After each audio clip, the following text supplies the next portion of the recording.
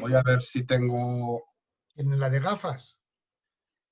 Anda, ¿Eh? si es Silvia. No, decía que tiene la de gafas, es Silvia. Soy yo, que me he Es que hoy puesto, se la ve muy bien, hoy se la ve muy bien y se nos parece raro. Sí, Es un no, rostro se la desconocido. ve clara y nítida. Claro. es que me he puesto mirando a la ventana. Entonces, Ya, ya. hoy me veis. Ahora Bueno. solo falta Antonio que encienda alguna lucecita más. Pero vamos a ver, si ahora hay luz perfecta, luz natural. Pero a ti te entra de lado, como a mí me pasaba. A mí me No, entraba... es que así es como entra la luz, por el lado izquierdo, para poder escribir y eso. Ah, claro. ¿Verdad? Es También. lo Ahora recomendado. no os veo, o sea, os veo mal porque a mí me da la luz y me deslumbra, pero la única forma de que me veáis bien es que me dé la luz de frente. Claro. Entonces, Bueno, vamos a seguir con lo que nos dejamos el otro día, que ya fue un tema bastante denso. Hablamos de la biogénesis, hablamos también de las características un poco de cómo se pudo desarrollar la vida en nuestro planeta, también como base para poder centrarnos en la búsqueda de vida en otros planetas, ¿de acuerdo? Sé que muchos de vosotros o algunos de vosotros comentabais, bueno, y si la vida tuviera unas características muy distintas.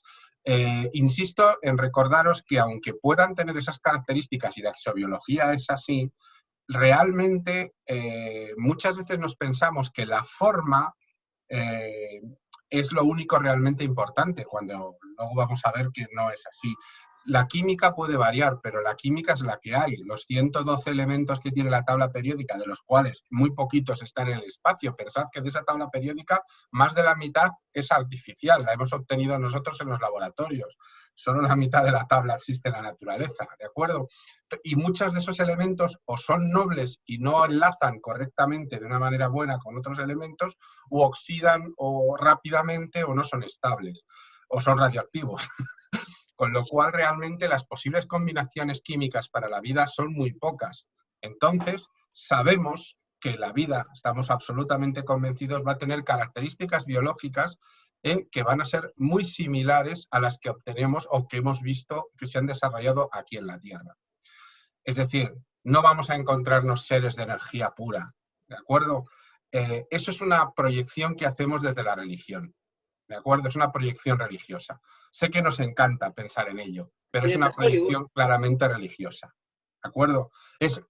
Yo siempre digo que apliquéis la navaja de Occam a esto. La navaja de Occam, ya sabéis que dice que cuando buscamos las soluciones a un problema, la solución más sencilla es la más lógica y correcta siempre, ¿no? Entonces, pensar que si la vida se desarrolla con cierta facilidad con componentes químicos, el pensar que vamos a encontrarnos lo primero con unos seres de luz que no sabemos, y además no sabemos cómo un ser de energía podría interactuar. Primero porque no podría existir ni podría interactuar, ¿no? Y segundo también, otro tema que también puede ser interesante y que hoy tocaré rápidamente es el tema del poder, una civilización intergaláctica, si se podría viajar o no a través de las grandes distancias estelares. Evidentemente podemos pensar en una civilización, por ejemplo, tan avanzadísima que pudiera tener agujeros de gusano que se permitirán moverse entre diferentes puntos de una galaxia, ¿no? Podría ser así. La ciencia lo contempla como una posibilidad. ¿Pero qué sucede? Pues que sería muy fácil advertirlo. ¿De acuerdo? Los agujeros de gusano son enormemente activos energéticamente y gravitatoriamente. Si se abriera uno repentinamente cerca de nosotros, tendríamos tan explosión de ondas gravitatorias y de altas energías que sería muy fácil para nosotros detectarlo. Aquí os recuerdo, por ejemplo, la película de Interstellar, ¿no? Ellos toman conciencia de que hay algo cuando se dan cuenta de anomalías gravitatorias y energéticas en la órbita de la Tierra y sobre todo en la órbita de Saturno, que es donde detectan el agujero de gusano, ¿no? O sea, eso es una muy buena aplicación de la ciencia en el cine, por poner un ejemplo. Bueno, vamos a empezar con una cita que citaba Carl Sagan en cierta ocasión, que decía: ¿tú qué eres? ¿De dónde viniste? Nunca vi nada semejante a ti. El hombre miró al cuervo creador y se sorprendió de que este extraño visitante del cielo fuera tan parecido a él. Mito esquimal de la creación. Como podéis ver, ya se les aparecían ovnis a los esquimales también. Pero os dais cuenta cómo incluso en muchos de los mitos religiosos vamos a encontrar elementos, ¿no?, un poco que podríamos hoy en día relacionar. Y antes de empezar con la parte científica, voy a volver a ese mundo paracientífico, pseudocientífico relacionado con el tema OVNI, ¿de acuerdo? El otro día di un paso muy rápido y hoy vuelvo a dar un paso también bastante rápido. En este caso, he elegido al azar cuatro famosos incidentes OVNI, ¿de acuerdo? 4 de los típicos que suelen salir, ¿de acuerdo? Son muy conocidos, ¿no? Y voy a pasar rápidamente por ellos, ¿no? He utilizado colores por alguna razón, no penséis que no. Por ejemplo, en la parte inferior vamos a tener en color verde el incidente de Manises, aquí en España en 1979, que incluso salió en la prensa y tenéis la foto del periódico El País del incidente de Manises. El incidente de Manises fue cuando un avión de la TAE, de una antigua línea aérea española, Transportes Aéreos Españoles, un Caravelle, que volaba creo recordar, de Valencia a Mallorca, tuvo que hacer un aterrizaje de emergencia en el aeropuerto de Valencia al poco de despegar porque dijo que unas luces se acercaban peligrosamente a él. Fue el incidente de Manises. Este tipo de incidentes son los casi clasificados habitualmente como incidentes cercanos o de grado 1 o de tipo 1. Luego, en color más dorado, en la parte izquierda, veis que pongo otro incidente en España, las oleadas de Canarias entre 1974 y 1979. Incluso ahí os dejo una foto tomada en esa época.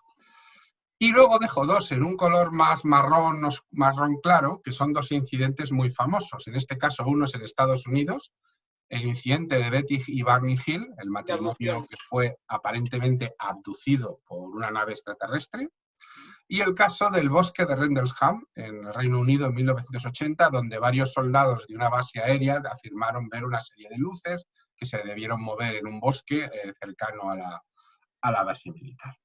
Bueno, ¿por qué he cogido estos 4? Bueno, podía haber cogido cualquier otro, pero quería centrarme un poco en ver un poco cómo se han analizado estos incidentes y si realmente resisten la aplicación de la ciencia sobre ellos. Es decir, ya sabéis que la ciencia se basa en que sea falsable, en el que podamos evaluar todas las posibilidades del caso y que podamos encontrar una explicación que encaje completamente. ¿De acuerdo? Bueno, de estos casos hay uno que ya se supo hace años que no hubo tal ovni, que fue las oleadas de Canarias. Bueno, la Marina norteamericana y la Marina española reconocieron que durante esos años, pues, los norteamericanos utilizaban una zona cercana a Canarias para probar sus lanzadores Polaris y sus nuevos lanzadores Trident, o Trident. Lo que veis en la foto es un lanzador Trident. Un Trident, igual que los lanzadores Polaris, son misiles nucleares que se lanzan desde debajo del agua. El submarino dispara el misil primero mediante un sistema de aire comprimido que sale por encima del agua y justo cuando está por encima del agua enciende su motor de impulsión principal y se dirige a ese objetivo. Los primeros fueron los Polaris, pero en esa época se estaba desarrollando el Trident. El Trident o el Trident es el lanzador más moderno que tienen, que le permitía en este caso, es un misil nuclear, pero que un solo misil puede destruir 8 objetivos. Lleva 8 cabezas nucleares cada misil, que se separan en el espacio y cada una se dirige a un objetivo distinto. Es decir, que con un misil pueden destruir 8 ciudades, si quieren, con un solo misil. Estuvieron probándolo y todas aquellas muestras de luces y de extrañas rayas que aparecían y movimientos de cohetes, en este caso de objetos que aparecían luminosos, resultaron ser, como se desclasificó en el año 2007, lanzadores Polaris y Trident. El caso de Betty y Barney Hill es un caso muy famoso, muy famoso, pero resulta que es un caso que no se sostiene por un pequeño problema. Los únicos testigos y los únicos que realmente pueden decir algo sobre el caso son los mismos supuestamente abducidos. Esa es la mayor pega que veo. Hay gente que ha tratado de explicar un poco que sí que fue así debido a que se sometieron a un tratamiento de hipnosis para contar un poco la experiencia. Irónicamente, la experiencia que cuentan cada uno es totalmente diferente bajo hipnosis. Mientras que él lo vive como una cosa horrible y terrible de un ojo que le mira permanentemente y tiene pesadillas con él, para su mujer fue algo perfectamente tranquilo y que no pasó nada, y no habla de ese ojo, ni de una gran cabeza, ni nada por el estilo. Es decir, que como podéis ver, si la hipnosis no encajaba así, aunque también tenemos que reconocer que la hipnosis ha perdido mucho prestigio hoy en día como una herramienta psicológica, porque se ha descubierto que realmente no sirve para recordar cosas, sino lo que haces es proyectar cosas, estás soñando. O sea, lo que narras en la hipnosis son sueños. Muy pocas veces se narra la realidad. De hecho, una de las cosas que mostraba la hipnosis, ¿no?, que daba a entender, y también pasaba mucho con el psicoanálisis, es que parecía que todo el mundo había sufrido abusos, cuando era como que todo el mundo ha sufrido abusos, ¿no? Y no era una cosa lógica. Entonces, el caso de Betty y Barney Hill, al fin y al cabo, es la palabra de estas dos personas, que tampoco, poniéndome en su piel, tampoco me creo que realmente ellos hayan montado un engaño. O sea, realmente no tenía ninguna razón, un razonamiento. Era un matrimonio interracial, que era muy raro en Estados Unidos en la final de los 60, un hombre negro y una mujer blanca, era bastante poco habitual, pero evidentemente algún tipo de experiencia tuvieron que les llevó a decir que no recordaban qué había pasado, pero bajo hipnosis contar un poco él sobre todo, que es el que cuenta la historia, esa experiencia. En el caso del bosque de Rendlesham es un caso muy curioso porque es difícil de saber, porque en este caso estamos hablando de varios soldados, no estamos hablando de una persona o dos, sino de varios soldados que confirman, entre ellos, el diálogo es muy parecido de las características de esas luces que vieron, de una supuesta nave espacial que se movió por encima de ellos, la cercanía a una base. Es cierto que este caso ha sido muy exagerado porque se han dicho cosas de él que son absurdas. Por ejemplo, se decía que en Rendlesham están las armas nucleares inglesas, cuando en Inglaterra, en el Reino Unido, no tiene armas nucleares la Fuerza Aérea, solo hay armas nucleares en submarinos balísticos. Entonces no es verdad que haya armas nucleares en Rendlesham. Y es verdad también que todos los soldados describían que la nave o el objeto que se movía entre los árboles describía luces cada 5 segundos, un destello de luces. Curiosamente, al final del bosque de Rendlesham hay un faro bastante importante que tiene justo ese periodo de destello de 5 segundos, lo cual ya nos pueda poner en alerta que a lo mejor pudo haber cierta influencia. Insisto que yo no dudo de las palabras de las personas, ¿eh? No tengo por qué dudar de lo que ellos realmente creen que vieron. Lo que necesito, evidentemente, necesita la ciencia, son muchas mayores pruebas que la que nos están describiendo. Por ejemplo, ellos hablaron de unas marcas en los árboles y resultó que esas marcas de los árboles son unas marcas que dejan los cuidadores del bosque para marcar los árboles que han de ser eliminados porque están enfermos. No había ninguna marca de aterrizaje. Y pues en estos 4 casos, como podemos ver, hay partes que no están explicadas bien y no hemos encontrado una explicación total, pero no hay nada que se aporte que realmente nos haga pensar que estos casos tan famosos y tan evidentes puedan... Bueno, no he hablado del incidente de Manises, perdón. El incidente de Manises tiene muchísimas posibilidades de explicación. Sí que es cierto que es sorprendente que 2 pilotos de línea aérea, que son gente normalmente bastante difícil de engañar, digamos, pudieran haber confundido un globo sonda con una luz determinada. Pero bueno, la propia iluminación del avión lo pudo haber hecho. En ningún momento hubo señal de radar de ningún objeto. Esto que nos quede claro, con lo cual es un poco extraño ese objeto que supuestamente vieron. Como podéis ver, explicar los incidentes OVNI es un asunto muy difícil para la ciencia. Pero las explicaciones que nos vienen desde la ufología nos presuponen también un grado de creencia todavía mayor, ¿de acuerdo? Porque, claro, decir, vale, yo respeto mucho a Betty y Barney Hill, pero al fin y al cabo, la única prueba de ese supuesto secuestro son sus palabras. No hay rastros, no hay ningún rastro en sus cuerpos de que les hicieran absolutamente nada. Entonces, evidentemente, solo puedo aceptar su palabra. Para terminar un poco con este tema, que ya he dicho que no me quiero detener mucho porque no es el objetivo de la sesión, hay un gráfico que me parece curioso que publicó la policía en Estados Unidos sobre las denuncias presentadas en la zona de la costa este, en este caso de Estados Unidos, entre 1945 y 2017. Denuncias, no son casos, sino gente que llamó a la policía y dijo, he visto algo en el cielo, he visto unas luces, he visto una marca en mi campo, he visto lo que fuera, ¿no? Si nos damos cuenta, tenemos los picos mayores de esas denuncias se producen en los años 70, entre 1968 hasta más o menos mediados de los años 70. Y se van reduciendo progresivamente hasta que prácticamente se desploman a una decena de casos al año a partir de más o menos del año 2004. Curiosamente, cuando coincide con la explosión de las cámaras en los móviles. Es decir, cuantas más posibilidades teníamos de fotografiar cualquier caso, resulta que los casos prácticamente desaparecen. Yo os invito también a que reflexionéis eso. Es decir, porque aparentemente es ilógico. Es decir, tendría que haberse mantenido y hubiera conseguido supuestas imágenes muchísimo mejores. Sin embargo, las imágenes que tenemos son todas de una calidad ínfima y no definen absolutamente nada. Y resulta que prácticamente en épocas modernas no tenemos ninguna imagen, que es cuando mejores dispositivos tenemos. Ahora en nuestros móviles tenemos unas cámaras maravillosas, ¿no? Que podrían obtener fotos rápidamente, incluso de noche. Podemos hacer fotografía de bastante calidad. Y sin embargo, pues prácticamente ha desaparecido.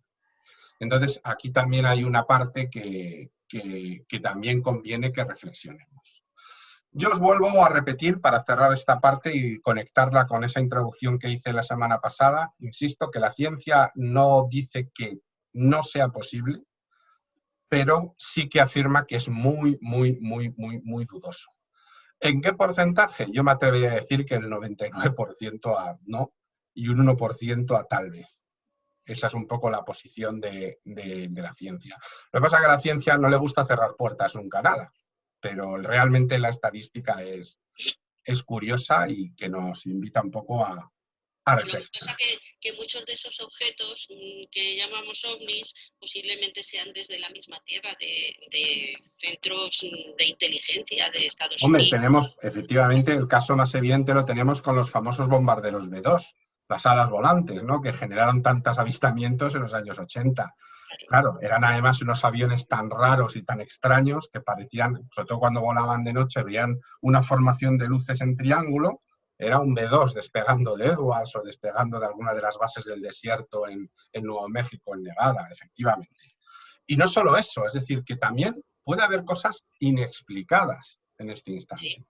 Por ejemplo, los rayos globulares. No los hemos explicado hasta hace muy poco, ¿no? Entonces, hasta que no lo hemos entendido, pues ahora es un fenómeno que conocemos. Son unos rayos que se sostienen durante bastante tiempo. Es decir, no es un rayo que aparece y desaparece, sino que se queda suspendido en el aire como una especie de esfera durante un tiempo relativamente largo. Las acumulaciones de gases en los pantanos pueden generar bioluminiscencia y luminiscencia también. Es decir, hay muchos factores. Bueno, ¿alguna pregunta sobre...? Ay, que Estrella, que quieres comentar algo.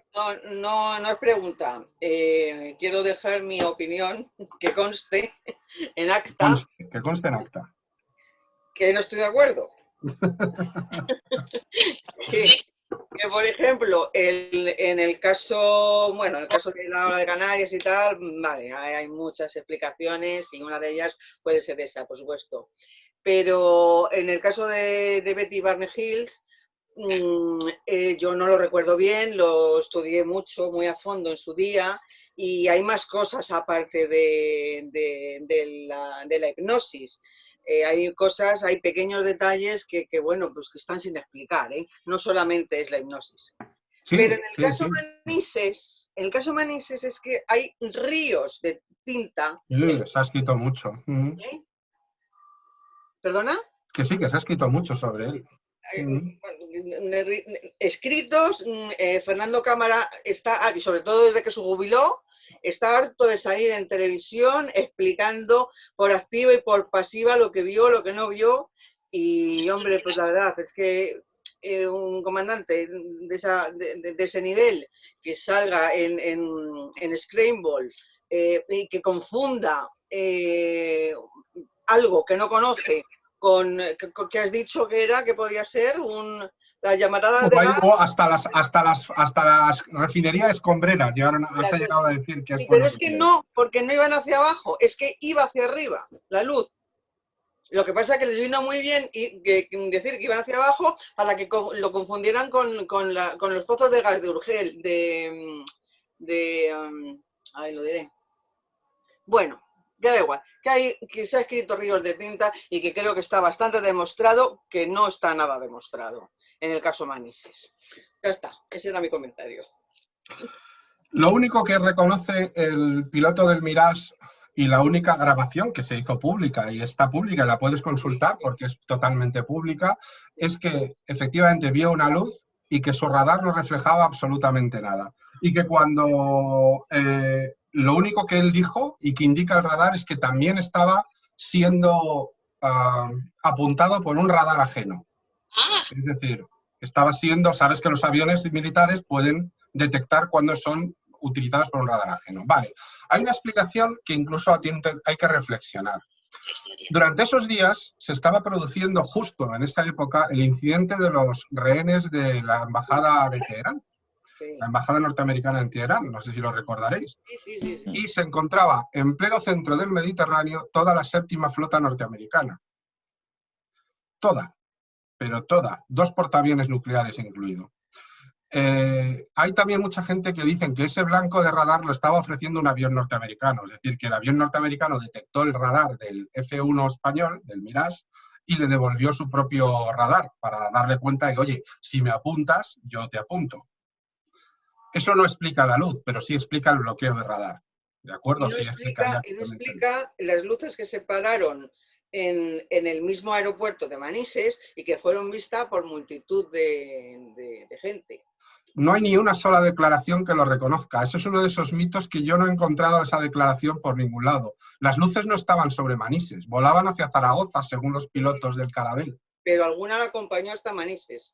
Dejaron de perseguirle cuando detectaron el otro radar. Aquí hay una contradicción entre el piloto militar y lo que se afirman en esas declaraciones. Es decir, se están añadiendo cosas que no estaban en el año 79 y que se han ido añadiendo posteriormente. O sea, si tú miras esas declaraciones, no hay ninguna en el año 79, que es cuando sucede el evento. Y sería muy fácil que la gente, oye, yo lo vi y tal. Sin embargo, hay personas que años después lo reconocen. ¿Por qué?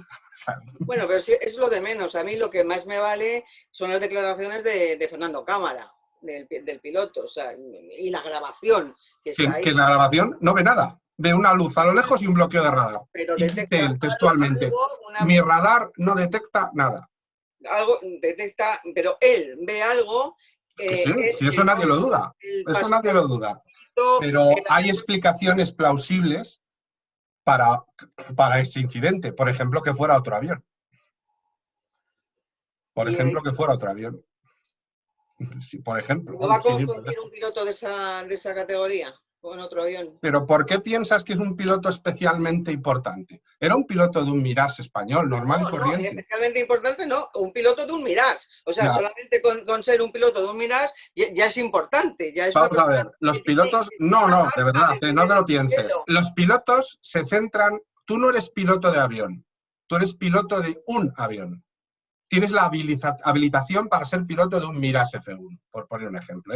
Por ejemplo, en ese momento, la flota norteamericana ya volaba con F-14, el famoso Tomcat, ¿de acuerdo? Y estaba empezando a ser sustituido por el F-18A, que luego compró España, por poner un ejemplo. ¿Qué pasa? El Mirage F1 es un avión de segunda generación. Es un avión construido a finales de los 50. Mientras que el F-18 es un avión de guerra electrónica de cuarta generación. Incluso su mejora es de quinta generación. Es decir, que el F-18 es como si me comparas mi coche moderno, ¿no?, con un coche construido en los años 30, tecnológicamente. El F-18, el F-14 puede bloquearle electrónicamente, es más rápido, es más potente, va mejor armado, nunca le va a coger en velocidad, el otro, el F-1 español. Es decir, estábamos comparando un avión obsoleto, como era el Mirage F-1, frente a una última generación de aviones que tiene la séptima flota o tenía la séptima flota. Insisto que esto es una explicación, que puede ser esa o no. Yo simplemente te digo una explicación que encajaría perfectamente. Es decir, fue bloqueado por aviones americanos. Y lo que vio fueron aviones americanos que eran mucho mejores que el suyo, que estaban mucho más lejos y que cuando quisieron dijeron, ahí te quedas. Esa es mi explicación. Y es una explicación perfectamente encajable con todo el incidente. Mi explicación no, que yo esto jamás me he molestado en investigarlo. Es lo que han explicado algunos. Yo tengo que reconocer que no he podido investigar ni tampoco he tenido tiempo para hacerlo. Pero es una explicación tan lógica como cualquier otra. Es decir, que encaja. Pues sí, pues encaja. ¿Alguno de vosotros habéis visto alguna cosa parecida a un objeto volante no identificado? Sí. Pues yo Sí. no. ¿No? No. Yo sí he visto luces que no he sabido lo que eran, pero no quiere decir que eso fueran ovnis. Claro, yo he visto 3 diferentes totalmente a lo largo de mi vida, ¿eh? Y una de ellas hace poco he entendido que lo que podía ser porque era muy cerca de Robledo de Chabela, que era donde estaba la base norteamericana allí instalada. Y bueno, fue por esa época, cuando se en el 69, 70 por ahí. Entonces, En realidad, casi todos los casos de objetos que vemos de noche volando suelen ser aviones y no satélites. era de noche, eran las 3 de la tarde y vimos una casa con todas las luces encendidas en pleno mes de agosto. Y dices, ¿cómo es posible que se vean las luces dando el sol aquí, un sol que vamos, de la marinera y se veía muchísima luz? Y de repente la casa, no sé lo que pasó, pero empezó a levantar, se transformó en otra cosa. Empezó a Vale, levantarse posiblemente una capa. ¿En qué fecha estabais? ¿Me has dicho? pues sobre el 70, es que No, no digo de mes. pues creo, debía de ser julio y agosto, porque íbamos en casa de mis... Pues te vas a sorprender, pero una explicación que podría encajar perfectamente es lo que visteis es un reflejo causado sobre una capa de aire más caliente, Que no, lo que que se- vulgarmente conocemos como espejismo. Pues se levantó, empezó Sí, a sí. levantarse muy despacio, muy despacio, muy Si tú despacio. vas al Sáhara, en el Sáhara ves montañas que se levantan cuando te mueves hacia ellas. Pero esto todo iluminado, como si Pues, fuera... es que son montañas y lo que tú veías era una casa iluminada que estaba aún más lejos. Bueno, Eso yo es no. espejismo. Cuando pasó, me di la vuelta y es que nos paramos en medio de la carretera, porque es que nos quedamos alucinados. Y nos bajamos hasta del coche. Y cuando terminó, nos volvimos y había una caravana de coches, toda la gente fuera mirando. Pero que fue una cosa... Luego yo me imagino que tenía algo que ver con la NASA, porque estaba ahí instalado, ¿no? Cuando fueron a la Luna estaba instalada ahí algo de la NASA. Cuando Y yo fueron a la Luna, no estaba ahí. Estaba en Fresnedillas. Eso sí se construyó después. Pues eso, pero cerquita, porque esto era... Nosotros íbamos hacia Robledo de Chabela, no recuerdo, no sé justo a qué altura era, pero bueno, que no era en Robledo, íbamos hacia allá.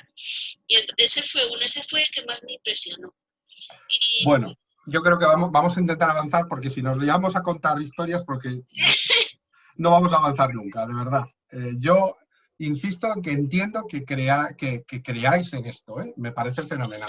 Yo lo que intento es verlo desde el punto de vista de la ciencia, ¿de acuerdo? Y desde el punto de vista de la ciencia yo no encuentro que sea sostenible. Se trata de eso. Es decir, al final entro en las creencias de la gente.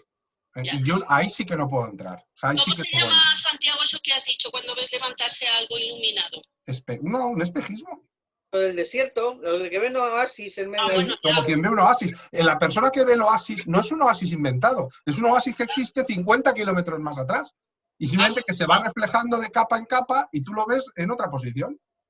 Ya, Suele pasar en verano. ya. Seguro que os habéis fijado alguna vez en la carretera, cuando vais en verano, que veis marcas como de agua. Son pequeños espejismos. Ya. Bueno, vamos a avanzar porque quiero dejar esto, insisto, lo que lo quiero dejar es a vuestra propia experiencia, no a la mía. Porque la mía es la mía, es decir, es mi forma de entenderlo. Yo no puedo ni entrar ni juzgar lo que cada uno crea en ese aspecto. Pero yo os comparto mi experiencia.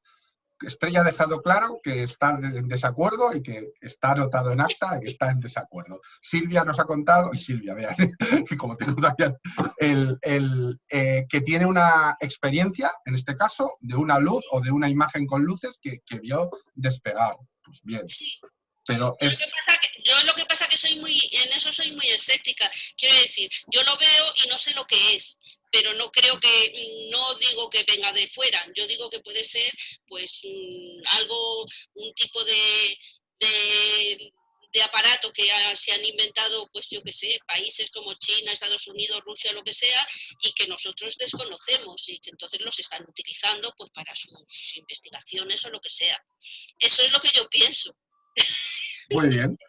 Bueno, vamos a avanzar, ¿de acuerdo? Ahora os voy a dejar a vosotros que habléis, como el otro día, una breve cuestión, ¿no? Imaginaros que le tenéis que describir a un ser de otro planeta cómo es la vida en la Tierra, ¿de acuerdo?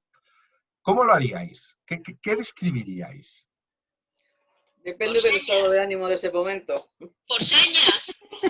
No, suponed que os podéis comunicar con él perfectamente, es decir, que os entiende y vosotros le entendéis y le vais a describir, oye, mira, pues lo normal es que en la Tierra sean...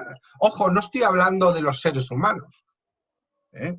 Estoy hablando de la vida en la Tierra. Cuidado. Vale. Si queréis centrar en los seres humanos, bueno, es otra opción. Vale. Venga, ¿quién se atreve a dar una explicación rápida? ¿Cómo lo definiría rápidamente? Venga. Nos has pillado, ¿eh? Venga, es que a lo mejor ha aterrizado aquí, ha entrado en vuestra casa y os está preguntando, quiero la respuesta. Le dices, mira, siéntate que te invito a un café que va para largo. Si te lo tengo. Él os pide una definición rápida. Mira, es que lo tengo que anotar. Estoy haciendo una enciclopedia galáctica con todos los datos y necesito una definición rápida. Pues rápida, difícil. Nace, crece, se reproduce y muere. Muere, claro. Vas a las características biológicas, muy bien, podría ser, perfecto. ¿Quién más? Pues yo diría, la vida es... Carbono. La Tierra, la vida en general, la naturaleza es maravillosa. Y lo que dice Estrella, nace, crece, se reproduce y muere, pero siempre está reproduciéndose y genera los medios para que siga la vida existiendo. Muy bien. Plantarle es biológica. la tabla periódica. Así, toma. También empiezas con la química por delante. ¿Quién más? Química, biología, de momento. Pero Pues- solamente nos vamos a lo físico, no vamos Yo creo que filosófico, diría que es un proceso de cambio, está continuamente cambiando, que Interesante. involucra todo lo que estaban diciendo, ¿no? Biodiversidad Entonces, depende de cuándo, y evolución. evolución. Pero claro, nos dejamos lo más importante, que es el ser humano. Bueno, ¿Qué es lo más importante de la Tierra? Para nosotros, Para nosotros el ser humano, pero para el extraterrestre igual no. También, ¿verdad? Pero bueno, para nosotros, es que somos nosotros los que lo estamos contando. Entonces, para venga, nosotros, ¿quién más se atreve a dar una definición? aparte la parte geológica, o sea, la preponderancia del agua y la parte, digamos, física de Claro, lo que es tierra. Nos seguimos moviendo, química, física y biología. Perfecto. claro, pero es por eso, porque no sabemos si nos podemos mover en el tema filosófico, en el tema de explicar cómo es el hombre, en el tema emotivo, en el tema... Bueno, sí, también se podría definir, pero vamos, a lo mejor no sería yo lo que primero que iría, pero también, ¿por qué no? Sí. Hombre, Pero sobre todo porque dependemos los unos de los otros. Interesante ese punto. Interesante ese punto. Especialmente de alguien, de algo. Dependemos. Que a veces no somos muy conscientes, pero estoy de acuerdo. Luego iremos a eso. de trabajo en equipo. O sea, un sistema equilibrado. Yo casi iría más allá, simbiótico. Simbiótico. Quedaos con esa palabra. ¿Alguien más se atreve?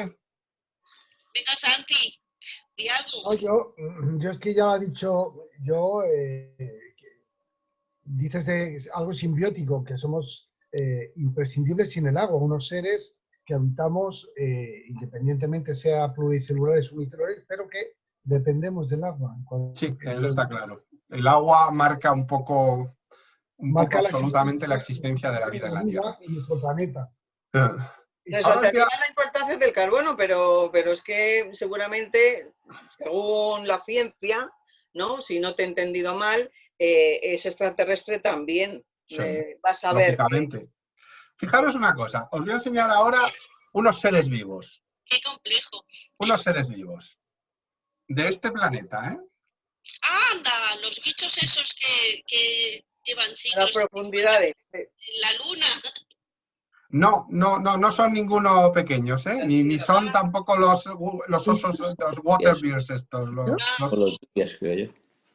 Lo que tenemos aquí estos son los gusanos de mar. Ajá. Estos son también un tipo de gusanos que existen. Esto es un hongo y esto es un pulpo casi microscópico que habita en algunas zonas. Qué Es decir, bonito.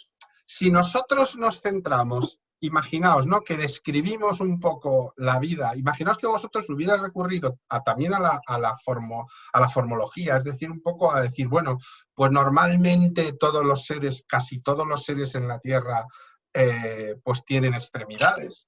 Pero claro, ¿cuántas? Porque hay seres que no tienen ninguna, seres que tienen un montón de extremidades, ¿no? Algunos tienen manos, otros no, otros tienen tentáculos, otros tienen 2 ojos, otros tienen muchísimos ojos, otros no tienen ojos y no pueden ver. Incluso vosotros habéis recurrido a una explicación biológica muy interesante, ¿no? Que se reproducen, que se desarrollan, pero los virus, por poner un ejemplo, podrían no cumplir con algunas de esas características también. Con lo cual, fijaros que un elemento que pensamos que pueda ser materia viva incluso podría no cumplir con algunas de las especificaciones que nosotros habitualmente pensamos. Es decir, en la Tierra existen criaturas que parecen venidas de otro planeta. Si veis a una jibia o a uno de estos pulpos moverse, o cómo se desarrollan esos platodermos en el fondo del mar, pensáis que son seres que han venido de otro planeta. No tienen nada que ver con el resto de los seres vivos. Y a mayor profundidad, mayor rareza. Más rarezas hemos encontrado, ¿no? Es decir, esto, aunque sabemos que es producto de la evolución y de la adaptación, también nos sorprende por la enorme biodiversidad que tiene el planeta Tierra. ¿De acuerdo? Entonces, es muy difícil de definir exactamente lo que es la vida en un planeta. Es muy difícil de definir. ¿De acuerdo? Hay una definición que dice que es un estado o carácter especial de la materia alcanzado por estructuras moleculares específicas que pueden desarrollarse, mantenerse en un ambiente, responder a estímulos y reproducirse permitiendo la continuidad. Esa es lo que vosotros habéis recurrido, la definición clásica de la vida. ¿De acuerdo? Crece, nace, crece, se desarrolla, se reproduce y finalmente se muere. Es decir, es un poco la definición clásica. ¿De acuerdo? Pero yo creo que hay una serie de premisas fundamentales que a veces no tenemos en cuenta, ¿de acuerdo? Y para la existencia de la vida, fundamentalmente podríamos hablar de 4 premisas y luego veremos una especie de decálogo. Lo primero es que los seres vivos necesitamos energía. Necesitamos energía, consumimos energía, necesitamos que nuestra entropía viva de algo, ¿no? Hay que nutrirse. Da igual que seamos un hongo, una seta, una planta, una bacteria o un ser humano. Necesitamos energía. ¿De acuerdo? Los seres vivos, estoy de acuerdo, crecen y se desarrollan. Y además respondemos al medio ambiente. Es decir, cuando nuestro medio ambiente cambia, nosotros nos vemos en la obligación de responder también. ¿De acuerdo? Si la luz disminuye, necesitamos más luz para poder ver.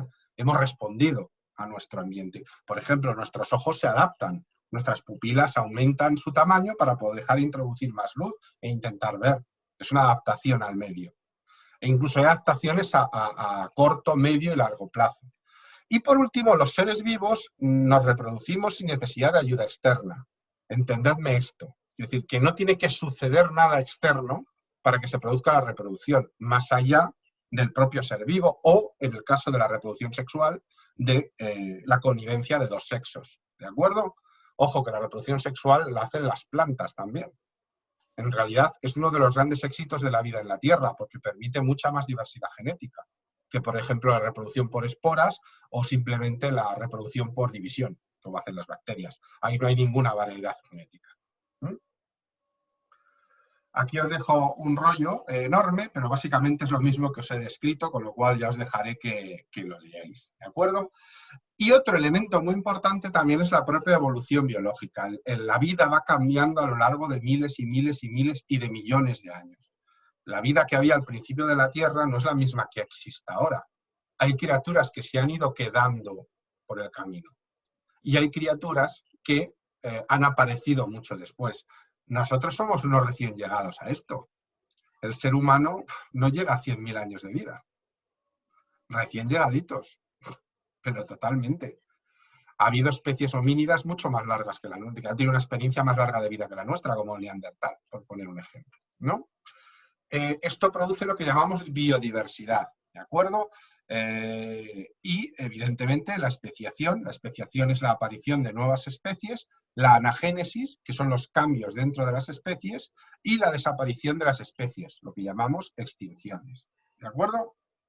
Y entonces, ¿qué características debe tener un planeta para albergar vida evolucionada? Vamos a hacer el decálogo de la vida en el universo. A ver qué os parece. Vamos a poner 10 normas. Las 10 normas para que haya vida. Y vida inteligente. Una fuente de energía. Lo primero, estoy de acuerdo. Una estrella estable, pero energética. O más de una. Lo decíamos el otro día, ¿no? Aquí os dejo los tipos de estrellas más habituales. A la izquierda, las más calientes. ¿De acuerdo? Y a la derecha las más frías. Las frías no nos valen. No emiten apenas energía. Betelgeuse, que es una estrella gigantesca, enorme y maravillosa, pero no podrá albergar vida porque es una estrella fría, con muy poca energía. Pero claro, si nos vamos al otro lado, ojo, estrellas de 30.000 grados Kelvin, demasiado energéticas, nos van a freír. Están esterilizando, los pocos planetas que tengan alrededor están siendo cocinados, básicamente. Calcinados, Entonces nos quedamos en el término medio. El F, el G y el K son perfectos para la vida. Estrellas como Proción, blanco-amarillentas, como Arturo, estrellas naranjadas, y la tipo G, que es el Sol, las enanas amarillas. No puede ser Santiago. No puede ser porque en Contact venían de Vega y eran inteligentes. A ver, en Contact no dice que vengan de Vega en ningún momento. La señal viene de Vega.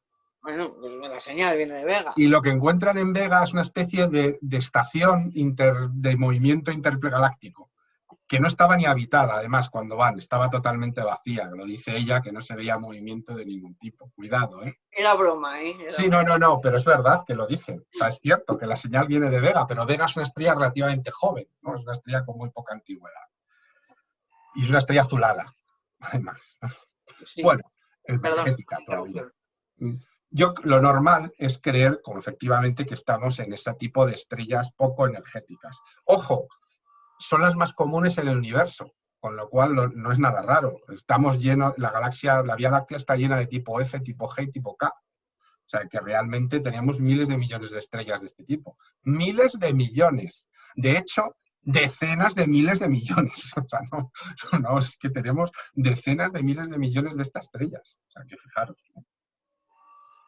Pero claro, también necesitamos que la órbita del planeta alrededor de la estrella sea una órbita estable a una distancia correcta.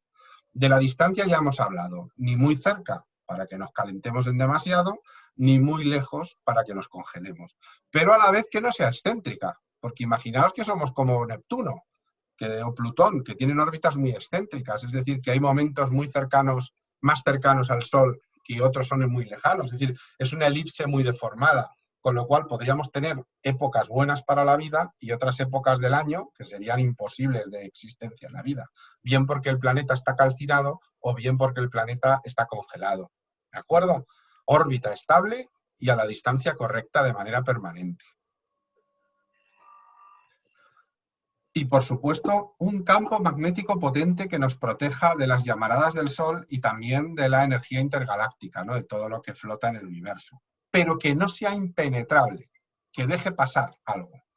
¿Por qué es importante que deje pasar algo? ¿Por qué pensáis que es importante?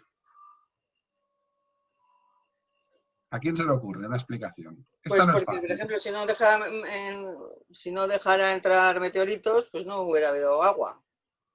Se me ocurre. Bueno, pero el campo magnético no nos protege de los meteoritos, sino de la radiación. Ah, bueno, perdona. Bueno, pues... Aparentemente la radiación es mala, pero ¿por qué nos interesa que entre algo de radiación? ¿Para la fotosíntesis? No sería importante. La luz es suficiente. Necesitamos vitamina D, necesitamos ciertas cosas. Para eso es cierto que necesitamos parte luz visible y parte ultravioleta, podría ser una explicación. Pero yo iría algo más previo. En el caso del hombre, la vitamina D, por ejemplo, sabemos que es bueno por la radiación solar, pero en exceso de radiación solar es malo. ¿Qué provoca un exceso de radiación? ¿Qué puede provocar? Pues, Claro. ¿Eh? Explosiones descontroladas. no. En la vida, en un ser vivo. Pues una esterilización, ¿no? Esterilización, ¿qué más? Cáncer, ¿no? Por ejemplo, Sí. la piel, ¿no? Cáncer de piel. ¿No me oís? Porque Sí, es que creo que lo habías dicho. Y no estábamos hablando a la vez y por eso lo digo yo, pero creo que lo habías no dicho. sé, digo, como a veces no se me oye. Por eso. Sí, lo has dicho, sí. Me ha parecido oírte y por eso lo sacaba. En general, todo lo que produce, en el fondo, esa esterilización y ese cáncer se debe a mutaciones. Lo que provoca son mutaciones. Casi todos los cánceres provocados por radiaciones porque se produce una mutación genética dentro de la piel, por poner un ejemplo, o de un órgano interno, o en el caso de la esterilización, de los órganos que permiten la reproducción. Pero resulta que esto también es importante que suceda de vez en cuando, porque es la forma de que se produzca la evolución. Es decir, la mutación de un gen puede provocar que aparezca un ser vivo con una mejora, en este caso. Casi siempre, el 99% de las mutaciones no tienen continuidad y la mutación desaparece. Una mutación genética en un ser humano, por ejemplo, suele provocar enfermedades muy graves. O, por ejemplo, un síndrome de Down, ¿no? Que es una mutación en una alteración en un gen. Sin embargo, también puede producir que una adaptación mejore a la especie. ¿De acuerdo? Hoy sabemos que parte de la evolución se produce gracias a las mutaciones que son provocadas de manera aleatoria por la radiación que atraviesa nuestro campo magnético. Si no atraviesa ninguna radiación, no habría mutaciones. Si no hay mutaciones, no habría evolución. Y la Tierra seguiría siendo, ¿qué? Bacterias y virus. Lo que había al principio. No hubiera evolucionado. No hubiera habido evolución. Fijaros qué tontería. Pero resulta que nuestro paraguas contra la radiación tiene que ser bueno para no dejar pasar, pero que deje pasar algo de vez en cuando.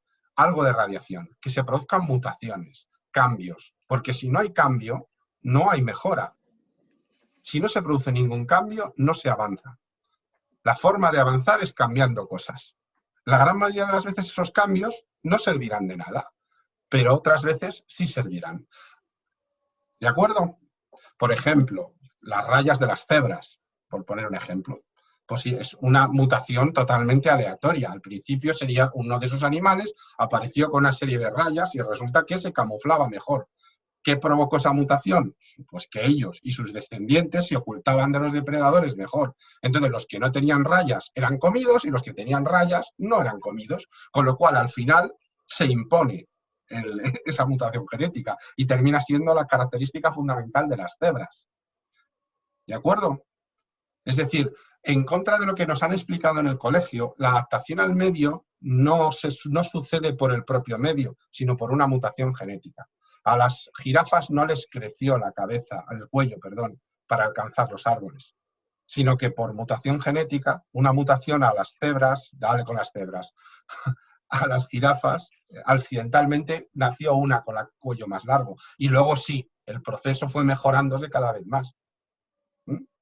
Es decir, la mutación... Siempre se pensó que era la primera alternativa, ¿no? Que era para adaptarse a comer en sitios más altos. Pero ¿por qué mejora? ¿Por qué se produce el cambio? No era lógico. ¿Por qué le va a crecer el cuello? Entonces, es al revés. Es decir, al crecerle el cuello podía acceder a más comida y sobrevivir mejor que las que no tenían el cuello largo. Entonces, las que no tenían el cuello largo morían antes. Y morían sin descendencia o con menos descendencia. Las que tenían el cuello más largo podían comer más y tenían más descendencia. Poco a poco, las que no tenían el cuello largo iban desapareciendo y las que tenían el cuello más largo iban imponiéndose como la especie dominante. Es decir, el fenómeno es al revés de lo que habíamos pensado. Es la mutación la que provoca el cambio. Y si el cambio se adapta mejor al medio, sobrevive mejor que el anterior. Pero entonces la evolución proviene de una mutación. La herramienta de la evolución son las mutaciones. Lo que pasa que luego, dentro de las mutaciones, hay que ver si la mutación aporta algo positivo a la especie. ¿Cómo se sabe eso? Con la adaptación al medio. Si, por ejemplo, en vez de un cuello más largo lo hubiera hecho tener unas orejas más largas, pues a lo mejor no hubiera aportado absolutamente nada y sería un gen recesivo.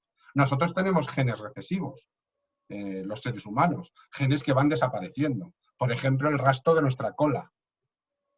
El final de nuestra columna vertebral aparece terminada en una antigua cola que teníamos como descendientes de homínidos. Ese gen descendiente se ha ido desapareciendo, porque ya no tiene sentido. A caminar sobre dos patas. Sí, no, aparte que ya no tiene ningún sentido, pero evidentemente que existe, ¿no? O sea, que realmente es así. Es decir, la herramienta de la evolución es la mutación genética.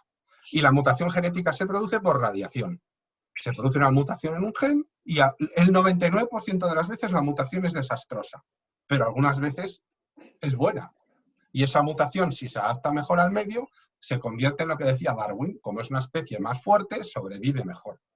Pero claro, ¿la idea de Darwin era correcta? Sí, pero no explicaba el mecanismo, no explicaba el cómo funciona. Hoy en día sabemos que es la radiación solar y la radiación galáctica la que permite que se produzcan mutaciones en las especies. Si no llegara ninguna radiación a la superficie de la Tierra, no habría mutaciones y no habría evolución. Y el planeta nunca habría ido evolucionando. Se hubiera quedado como al principio, bacterias viviendo en el mar. Se hubiera quedado estancado y parado allí. ¿De acuerdo? Venga, vamos a avanzar. Además, así vemos auroras boreales. También, que las indígenas de los polos. Si no, no lo veríamos. Por supuesto, una rotación tranquila y estable. Mira, aquí os pongo dos tipos de rotaciones. La de la Tierra, con su ritmo lento y pausado, y la rotación loca de Júpiter, que tarda solo 10 horas y es mucho más grande que la Tierra.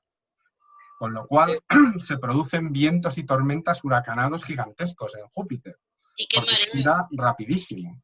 Sin embargo, en la Tierra, con esa rotación pausada y tranquila, propiciada mucho por la Luna, que estabiliza nuestra órbita, permite que el clima sea muy tranquilo. No se produzcan, salvo en momentos puntuales, un huracán puede pasar, pero un huracán a escala planetaria, como podría suceder si no estuviera la Luna, pues no podría suceder nunca. O sea, que las tormentas son debidas a la rotación, a la velocidad de rotación. No es así. Si tienes una rotación loca, enormemente rápida, por aceleración de Coriolis, evidentemente habría tormentas masivas. Pero como la nuestra es muy calmada, las tormentas que tenemos en la Tierra se deben únicamente a variaciones de presión. No, me refiero a Júpiter. Sí, se debe a la rotación. De hecho, si te fijas, las nubes de Júpiter giran a diferentes velocidades. O sea, es una rotación tan loca que si te fijas, algunas zonas de nubes giran más despacio que otras. Es como si estuviera dividido en franjas. Sí. Se debe a eso, a la locura de rotación. 10 horas tardan en girar. Es decir, más del doble de la velocidad de la Tierra, siendo un planeta 1000 veces más grande que la Tierra. O sea, caben 1000 tierras dentro de Júpiter. Pero ¿y por qué unos planetas giran más rápido que otros? Pues por el momento lineal con el que fueron creados. Es decir, de alguna manera la absorción de energía al girar alrededor del Sol, en algunos casos absorbió tantísima que la energía acumulada le hacía rotar mucho más rápido. Eso suele pasar mucho en los gigantes gaseosos. Sin embargo, en la Tierra, como es más pequeño y además está la Luna, que tiende a frenarla y a estabilizarla, la rotación es muchísimo más pausada. Los planetas más rápidos de rotación son los gigantes gaseosos, siempre, por masa. Y, por supuesto, una temperatura superficial que permita la existencia de medios líquidos. Ojo, medios líquidos, no digo agua.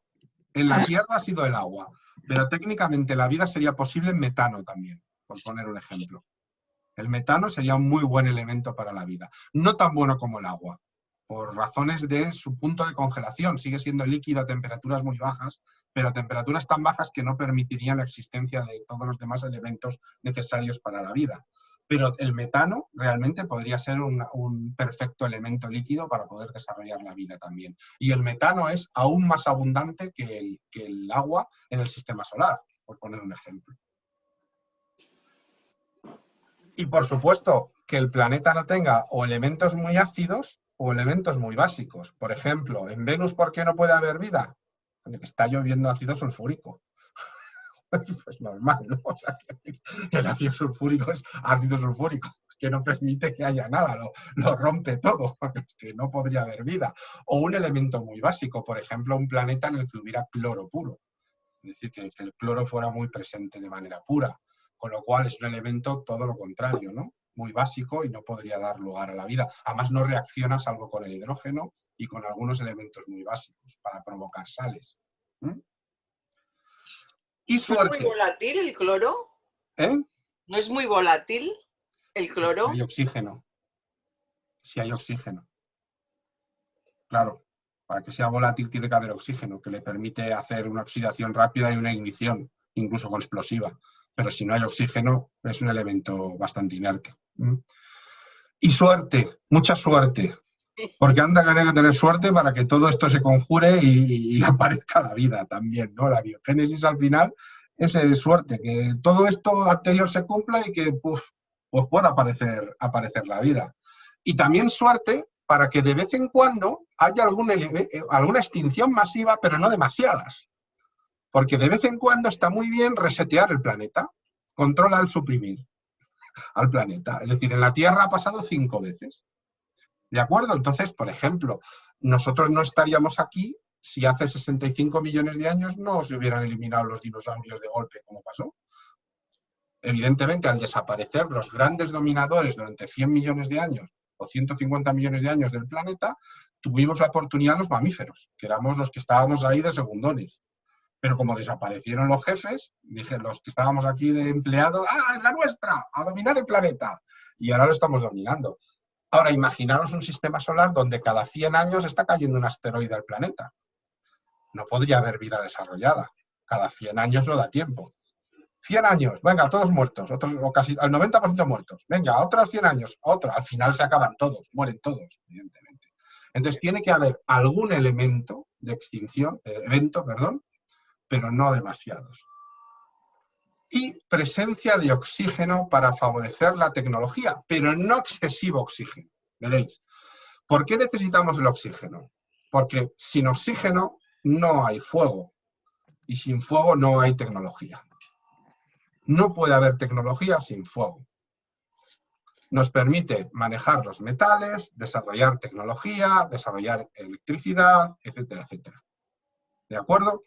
Para eso necesitamos oxígeno. Si no hay oxígeno no podemos lograr ese fenómeno, ya que la combustión es un fenómeno de oxidación. Cuando arde una vela, si la tapamos con un vaso y deja de haber aire dentro del vaso, deja de haber oxígeno, la vela se apaga.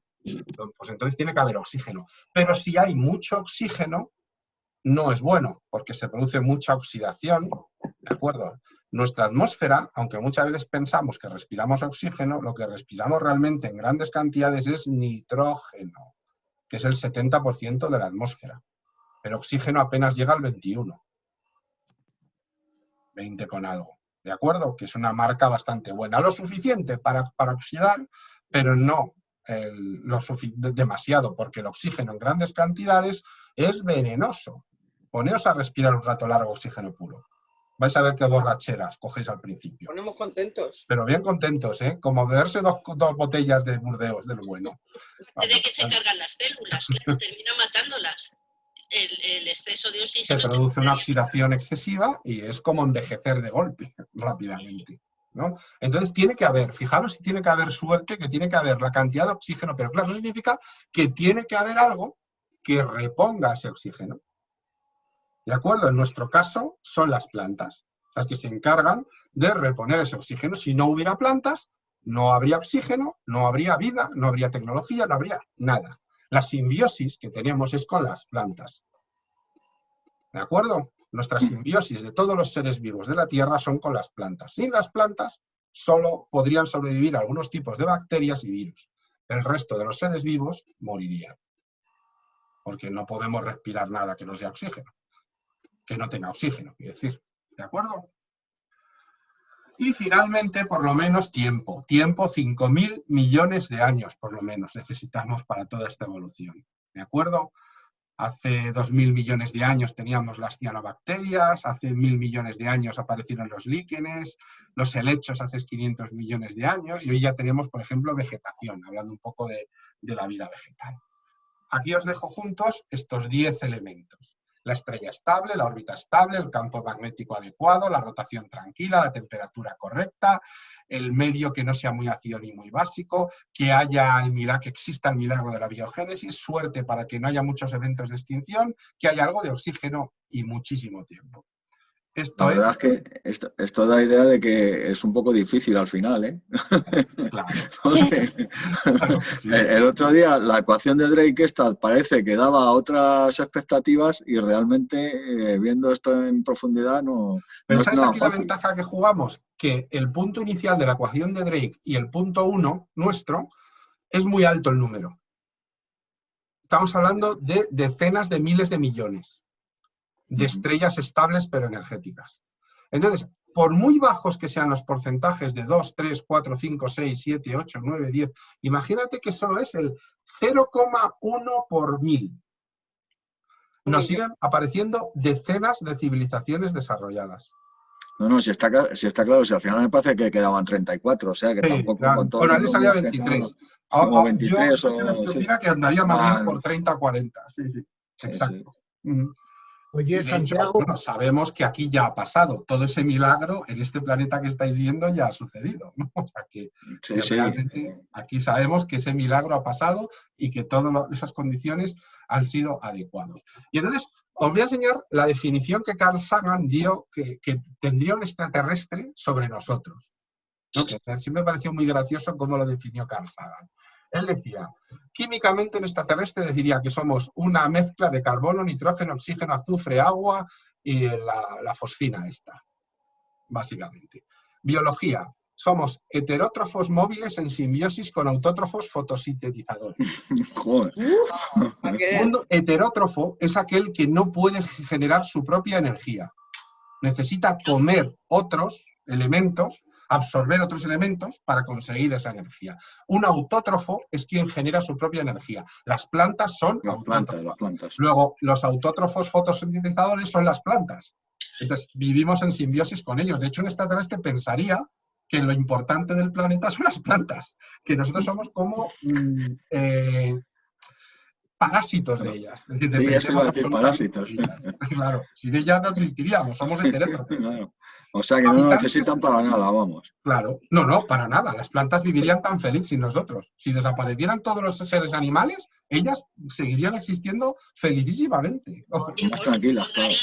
Vete tú a saber. Pero eso sucede con muchas especies, ¿eh? Nos encantan nuestros perros y nuestros gatos, pero son creaciones artificiales nuestras. No nos sobrevivirían a ninguno. Tenedlo claro. Ni gatos ni perros. Son totalmente. Y eso lo saben los científicos totalmente. Es decir, los hemos creado artificialmente nosotros y viven en simbiosis con nosotros. Ah, bueno, los caseros. Los que están en las casas. Sí. Claro, no, y los que viven en la calle. ¿Qué te crees? Que si no estuviéramos nosotros dándole todo lo que le damos de comer, no van a sobrevivir. ¿Cazando ratones? Las asociaciones no se hacen cargo, hubieran muerto hace mucho. Claro. Mueren, de hecho, pues, pero no, me refiero en vida. A los gatos salvajes. Claro. Eso es una especie diferente. Son especies diferentes. Claro. Vale.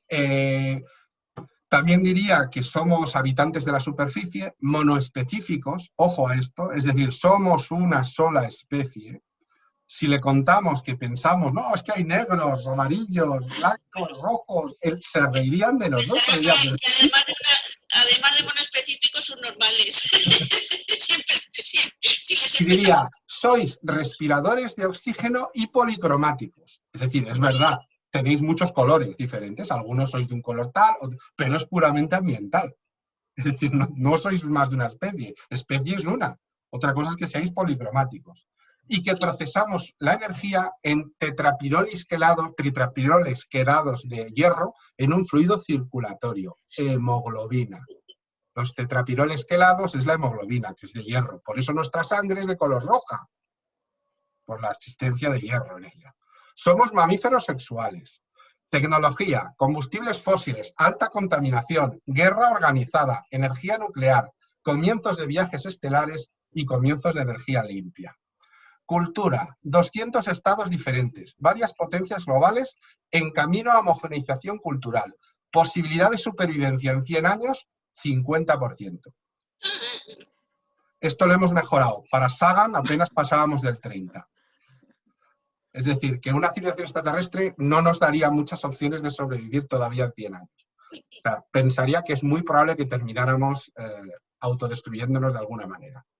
O sea, que de aquí a 100 años el estudio dice que seremos la mitad de la población. No, que tenemos la mitad de las posibilidades de desaparecer. La mitad de las posibilidades. De desaparecer. O sea, Desaparecer. Seremos la Que mitad. alguno haga No ser la mitad. No, desaparecer completamente. De desaparecer por completo. Por completo. Sí. Ya sea parece muy pesimista mediante, esto, ¿no? porque nos declaremos una guerra nuclear entre todos, etcétera. Pandemia. Etcétera. contaminación, destrucción del medio, de todo, que es lo que Sí. estamos haciendo. Y bueno, para ir terminando un poco con todo este tema, pues siempre esa foto tan recurrente que yo os he enseñado más de una vez. A la izquierda la foto de la Lucy, de la pequeña Lucy, el australopiteco que dejó su huella en un barro volcánico hace 3 millones de años y medio y quedó su huella. Era un adolescente de entre 12 a 14 años que caminaba por las llanuras de lo que es hoy en día Tanzania, y a la derecha la huella de Neil Armstrong en la Luna. Esto en 3 millones y medio de años, ¿eh? Imaginaos en 5.000 millones, o sea, es mucho más cambio.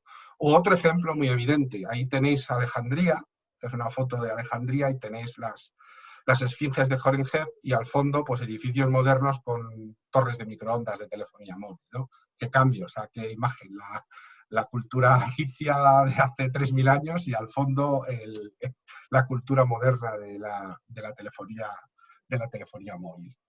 Como decía Carl Sagan, somos la encarnación local del cosmos, que ha crecido hasta tener conciencia de sí.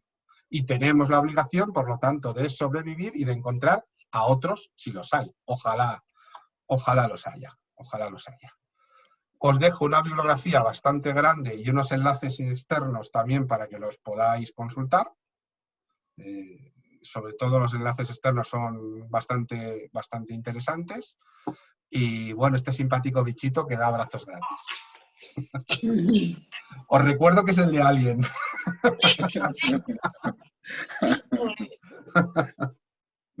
Oye, Santiago, yo tengo una pregunta que se me ha quedado en el tintero antes. Dime. El punto 4 de la estabilidad en el giro de la Tierra.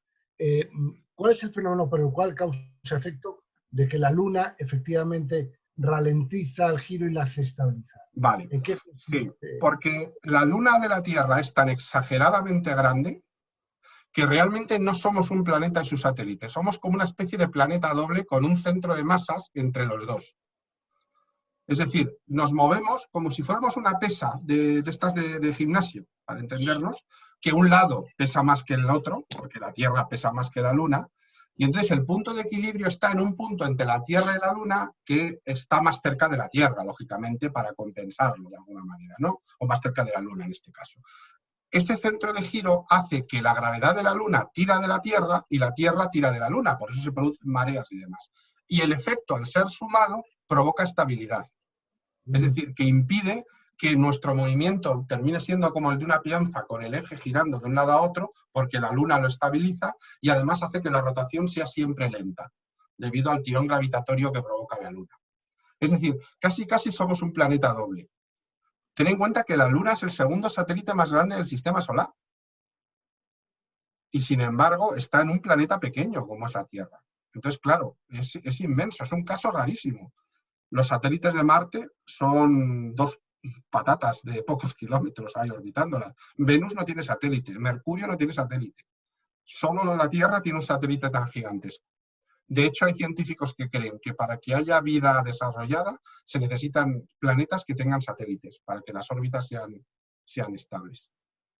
Pero de hecho, además, la Luna influye en muchas cosas que ocurren en la Tierra, las mareas, todo este Por tema. supuesto, de hecho, mareas en el mar y mareas en la Tierra. En la Tierra. Claro. Sabemos que se levanta también la corteza de la Tierra atraída por la Luna, ¿eh? Sí. Claro, si es el tirón gravitatorio es importante. Sí. Pues se debe a eso. Pensé que solamente era para el efecto peonza. No, hay muchos factores, y aquí hay muchos factores. Incluso también para la precesión. También es importante para la precesión. Estabiliza la precesión para la precesión del propio eje. Los cambios, las inversiones del propio eje, de tal manera que sean mucho más raras de lo habitual. Son mucho más estables. Y también es probable que, como tiene una gran presencia de hierro, deforma el campo magnético también según el movimiento de la Luna. O sea, influye en el propio campo magnético de la Tierra también, creando una especie de doble campo magnético o de deformaciones alargadas del campo magnético. Tendrá que ver también, supongo, Santiago, en que afectará a la velocidad de giro, lo cerca, lo alejado que esté la órbita indiscutiblemente. Esa es la razón de que ahora mismo la rotación de la Luna alrededor de la Tierra es la misma que su traslación. De tal manera que siempre vemos la misma cara de la Luna. Es por un efecto marea entre ambas.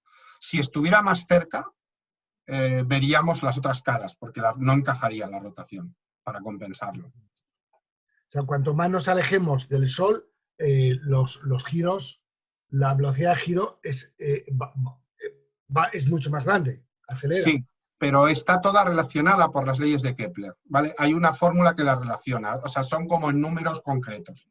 Si coges las leyes de Kepler, la rotación de los planetas entre ellos, es como que Marte tiene 4 veces la de la Tierra, Júpiter 16 veces la de la Tierra, porque es con un cuadrado, o sea, es así, están relacionadas. Ya.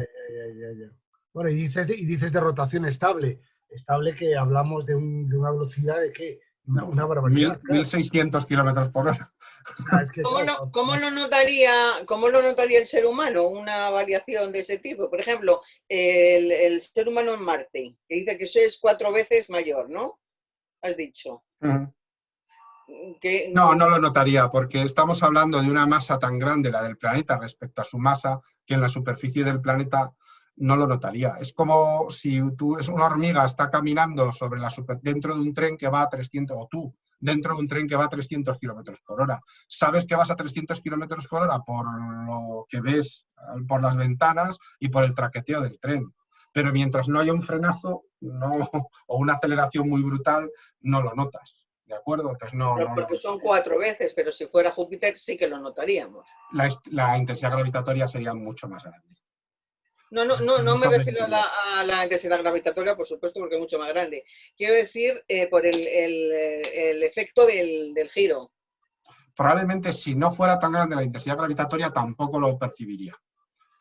Percibiría que hay muchas tormentas, que hay muchos huracanes, pero no percibiría la rotación. Es que la diferencia es brutal. O sea, la masa de la persona se desprecia respecto a la del planeta, con lo cual los efectos por el movimiento y la aceleración angular no tienen importancia.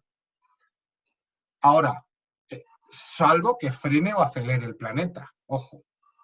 Si nuestro planeta se para de repente, lógicamente salimos todos volando, lógicamente, claro. Sería un frenazo brutal. Todo el planeta destruido, toda la gente muerta. Sí, claro. O sea, no se va a parar un planeta nunca, evidentemente, pero bueno, oye. Y yo es que he leído, pero no me lo creí del todo, no sé de dónde fue, hace poco, que se había roto algo en el eje de rotación de la Tierra, en la parte del Polo Norte, y que entonces ya, bueno, pues... No, roto no, lo que sucede es que hay un desplazamiento. Eso, sí, pero que no era el habitual, ¿no? Que se ha producido algo... sí, es perfectamente descrito. Es que una cosa es el desplazamiento del eje de rotación y otro es del eje magnético. Lo que se desplaza es el eje magnético. Ajá. Es otra cosa, es el magnético. El punto hacia el cual apuntan nuestras brújulas. Claro, ¿y ha habido ahí algo especialmente...? Hay desplazamientos que no son los habituales, pero no son nada raros. Se debe fundamentalmente a que si existen grandes masas, por ejemplo, que tengan gran cantidad de material magnético, pueden desplazar ligeramente medio grado el eje magnético de la Tierra. Pero eso sucede constantemente, o sea, no es nada raro. Vale. Y de hecho las brújulas están programadas, las electrónicas sobre todo, para que tengan en cuenta esos procesos y esos desvíos. Vale.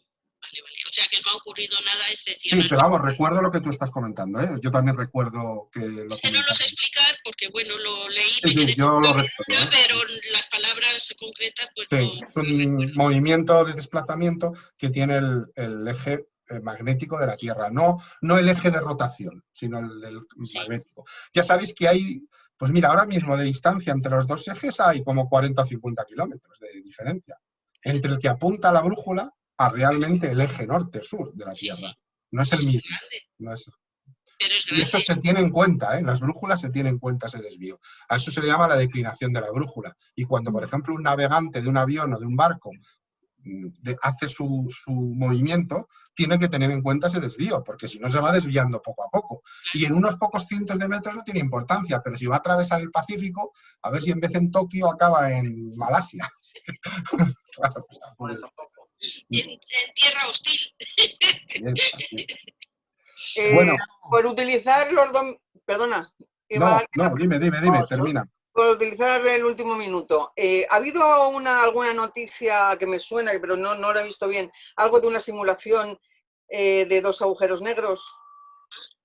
Pues no lo sé. De dos agujeros negros del mismo tamaño. No lo sé.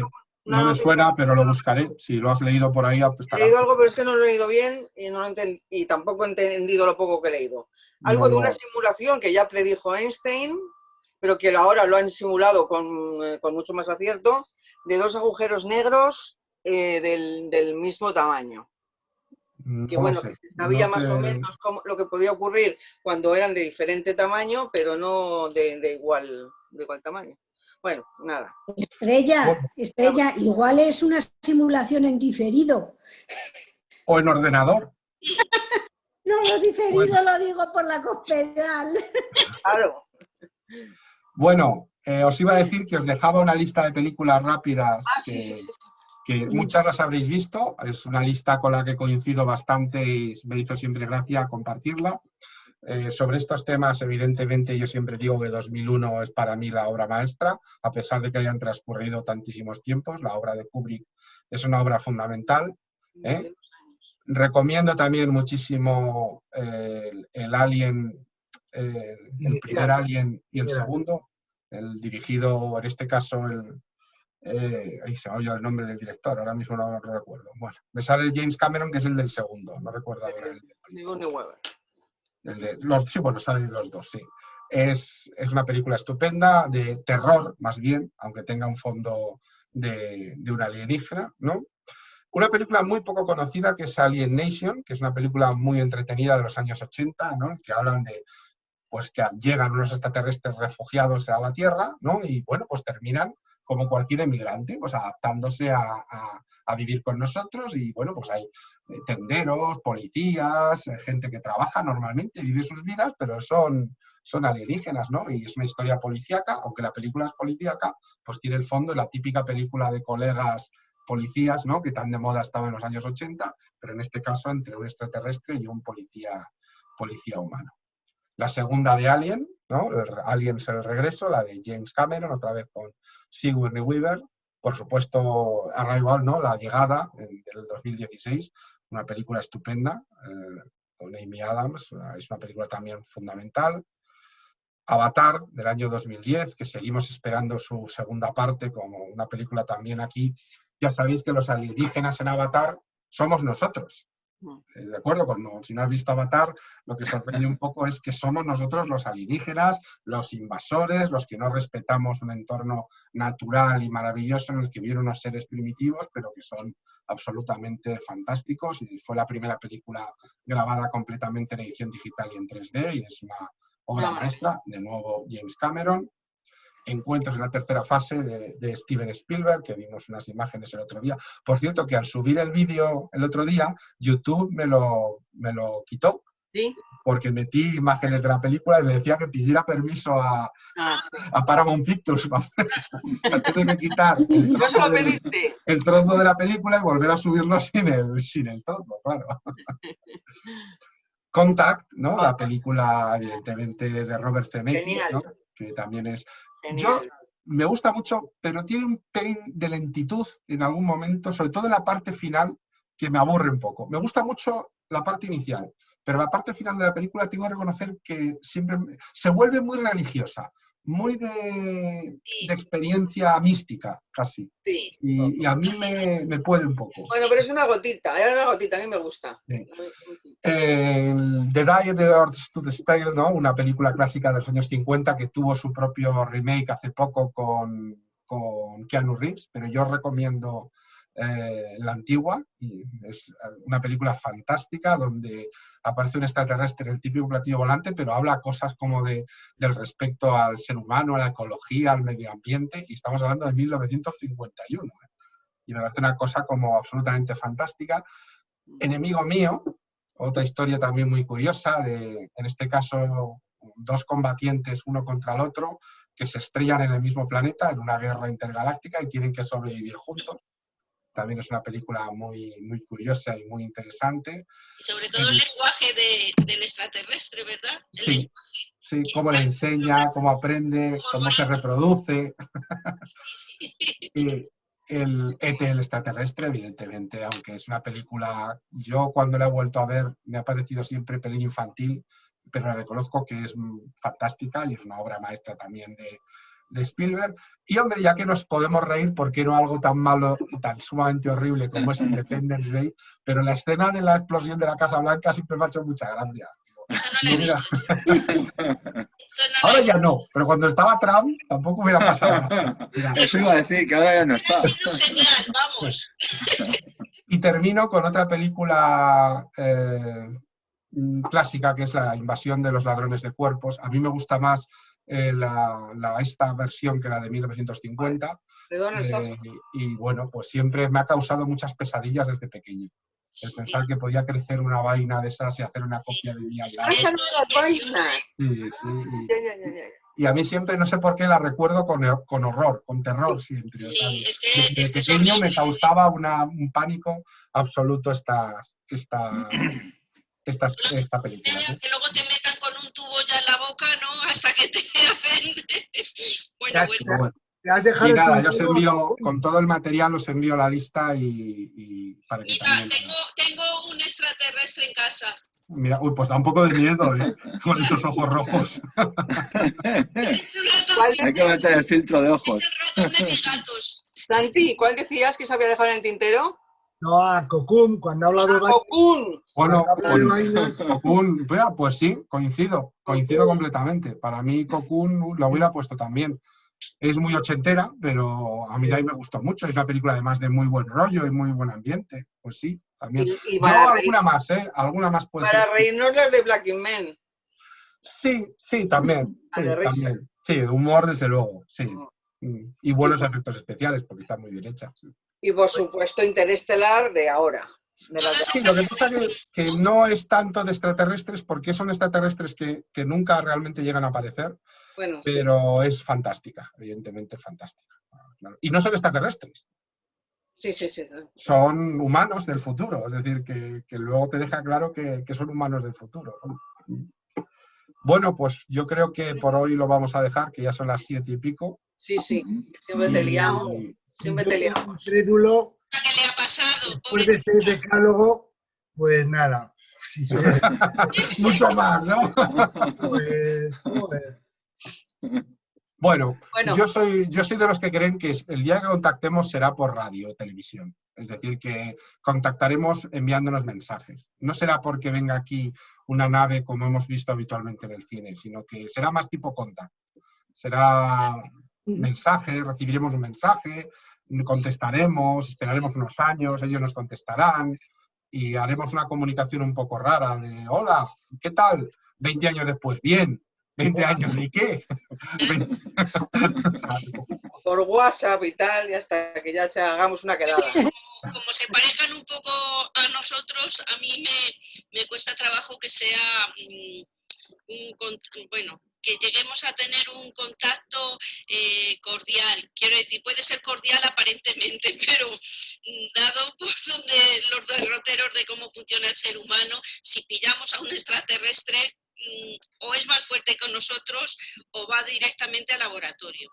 O no, puede ser que el día que contactemos nos lleve a todos a tener una imagen o una idea mucho más de especie de presencia en el universo, de que somos una gotita más y que elimine muchas de las diferencias y nos haga mirar a de, joder, si es que somos todos iguales y tenemos que hablar todos en nombre del planeta. Yo también creo lo contrario.